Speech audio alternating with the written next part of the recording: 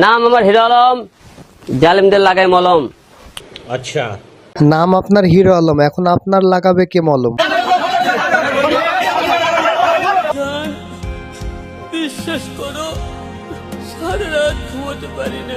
ঘুম না লাগাটা তো স্বাভাবিক, পাছায় যে আকারে আজ বাখরা পড়েছে।